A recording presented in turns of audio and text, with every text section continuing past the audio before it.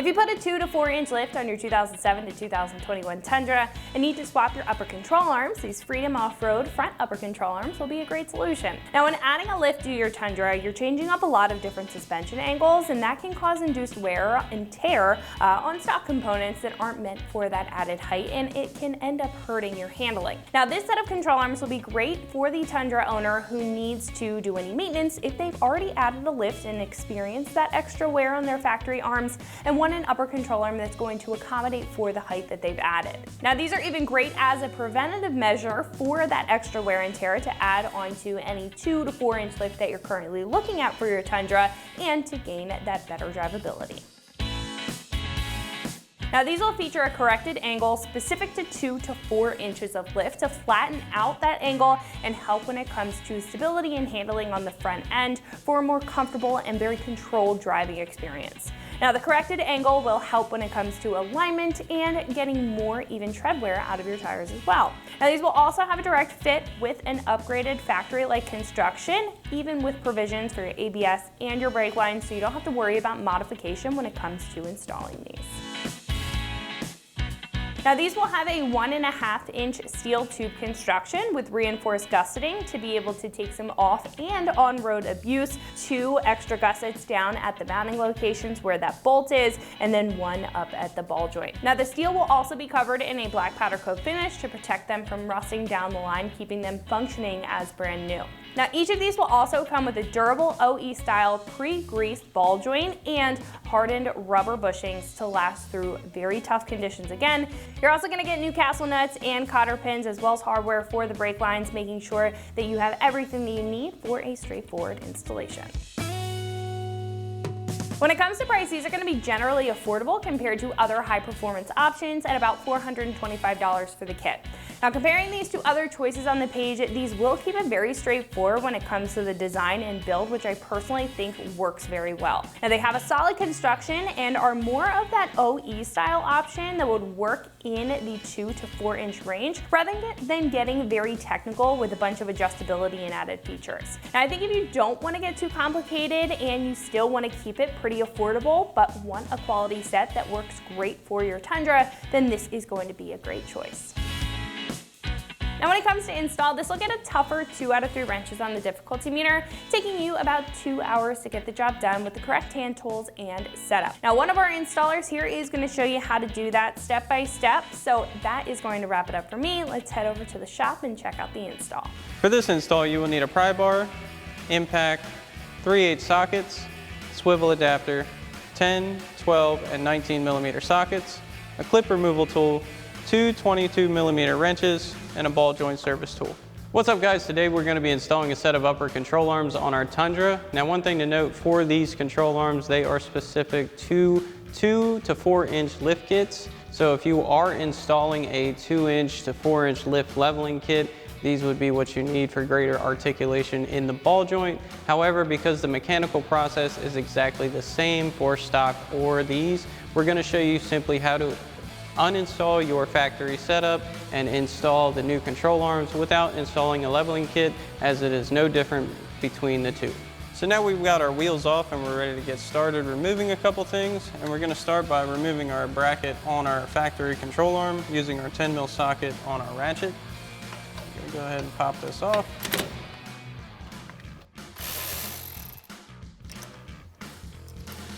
And then once we have that out of the way, we'll go ahead and thread our mounting bolt back in, a couple threads just to keep it in place.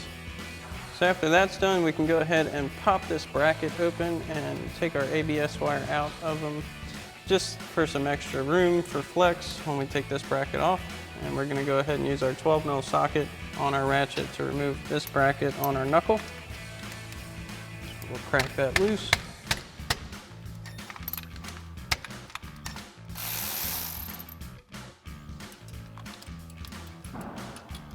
We'll push that to the side. We'll go ahead and place our 12 mil bolt back in the knuckle, 2 threads, just to keep track of it. Now we got that free. Everything's loose, no tension.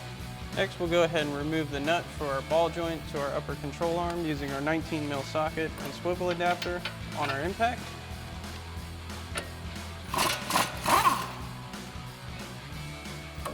And once we have that off, we'll go ahead and thread it back on a few threads, just so when we pop it out of the knuckle, it'll catch it. So now we've got our ball joint service tool here, and we're gonna slip that over our knuckle, like so. Sometimes it's a little tight.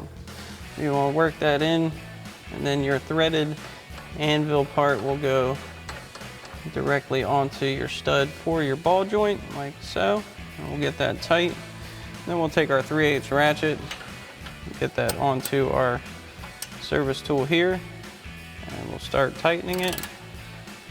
Now you want to keep in mind that you are going to put this under pressure, so safety glasses and keeping your face away from dangerous parts is important. And then after tightening it, it pops right out just like so. Go ahead and loosen that back up. Take that off. So now we'll go ahead and grab our pry bar, and we'll go ahead and release the pressure on our upper control arm. Take our ball joint nut fully off. Now try not to get your pry bar stuck. Then it should just pop out just like so. We'll go ahead and work our control arm out. Leave our knuckle to the side here. Now one thing to note, if you don't still have your tie rod end in, you do want to support your knuckle so it doesn't fall out too far and pull your axle out of the housing or your boots or anything like that. But with your tie rod end still in, it'll be just fine. So now that we have that out, we can go ahead and remove our fabric covers here around the edges of our control arms and suspension. So we'll grab our clip removal tool, and we'll pop this back one off first. Just gotta get it in underneath the fabric and pop these clips out. Now this one you only really have to partially remove it and just fold it back. And for our front one here, we have our one clip on the side. We'll pop that out.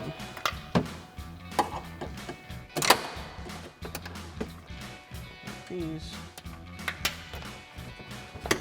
And you can just take a few off and tuck this out of the way because remember it is fabric, very flimsy. So now we have access to our upper control arm bolt. So our head is on here and our nut is on this other side. It is a single pass-through bolt, and you will need two 22mm wrenches to access this and loosen it. Now don't be surprised if from the factory these are super tight and you may need to use a breaker bar and wrestle this thing out. So we'll go ahead and get our 22mm wrenches in place. You want to be mindful of your brake lines and everything else that is around here so you don't damage anything. So we'll get our wrenches on here. Go ahead, get this thing loose.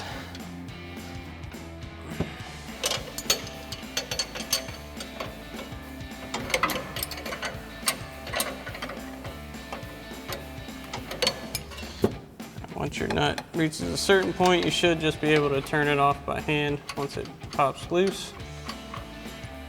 We'll go ahead and fully remove our nut and washer. Set those aside. Now, to get this bolt out, you do have space running up through here alongside your body of your truck. It is kind of a pain. You do need to wrestle it a little, but we'll go ahead and lift the tension off of the control arm. Start sliding our bolt through. Now you want to keep your washer back flush with your control arm because it will not fit through where the head of your bolt is going. Just keep working it out. Go ahead and get our control arm and bolt out.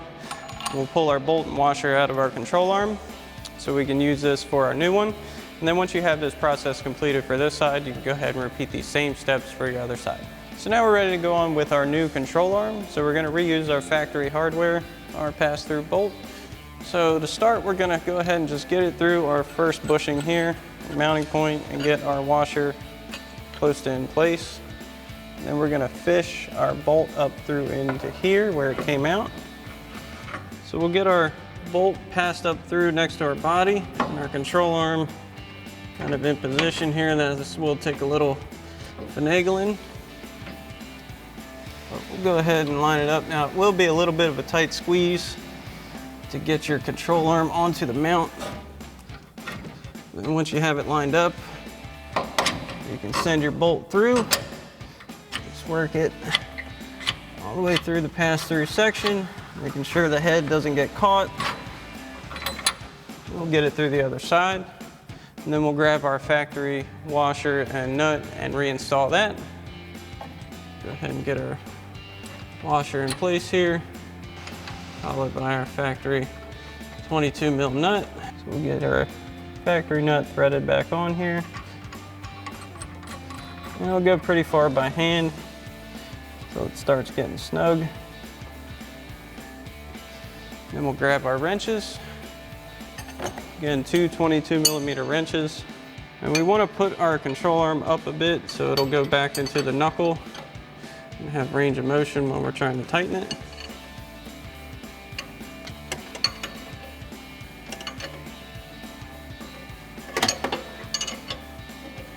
So for now, we're just going to get the control arm snug enough to where it doesn't really move much so we can get our knuckle back in position and have a little bit of tension on it.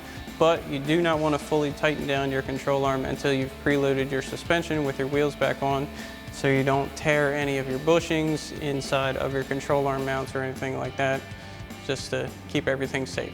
So now we've got our control arm snug down, we'll go ahead and get our knuckle into position and send our ball joint stud through our knuckle.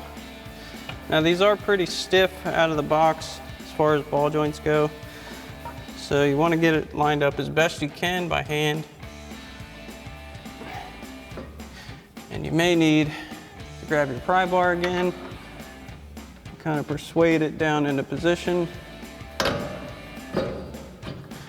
And while holding tension, you can go ahead and grab your provided ball joint castle nut, get that threaded on. That way it'll hold it into position, and then we can go ahead and tighten that down. Now we'll go ahead and use our 19 millimeter socket and swivel adapter again on our impact to tighten this down. And to fully tighten it down, you always want to refer to the manufacturer torque spec for anything you're tightening suspension wise. We'll go ahead and get this seated.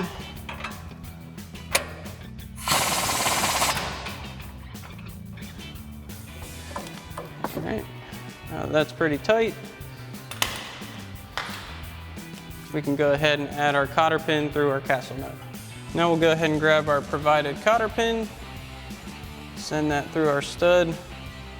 Now there's no real wrong way to bend a cotter pin back or seat it. You can do it however you prefer. As long as it bends back over and blocks the nut from threading out, it's doing its job.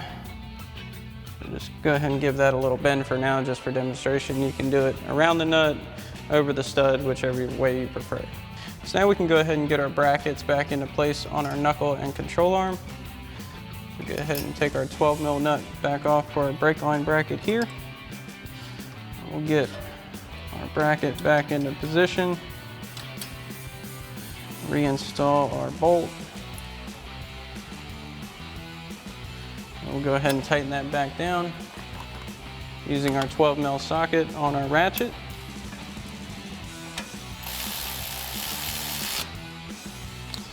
That one down. Then we'll go ahead and remove this lock nut off of the provided stud for our upper brake line mount on our control arm. We'll get that into position, and we'll go ahead and get our lock nut back on.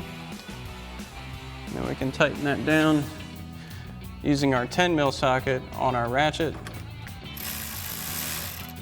Now the factory bracket does have this little locator ear, which this control arm does not have a slot for. So now we'll go ahead and tighten this 10 millimeter lock nut down for our factory bracket on our new control arm. Now one thing to note here is your factory bracket does have a locator ear on it, which the new control arm does not have a position for. So you can kind of turn it out of the way and just get it on the inside radius of your control arm and tighten it down using our 10 mil socket on our ratchet. Now you want to make sure your lines don't get too twisted, like so. As long as there's no tension on them, you should be good to go. So once you've completed this process for this side, you can go ahead and repeat these same steps for your other side. So once you have both of your control arms on and everything's buttoned up and we have everything taken care of, we can go ahead and replace our fabric covers. So we'll just simply relocate our plastic clips here, push those back into position, pop them in. Put these all back. There they go. Then you can do the same thing for the other side. So now we've got our wheels back on and the truck's lowered to the ground and our suspension is now preloaded. So now we can go back in and fully tighten down our control arm bolt. So again, we'll grab our 22mm wrenches. Now again, you always want to refer to your manufacturer torque spec for all of your suspension components. And we'll go ahead, get in here.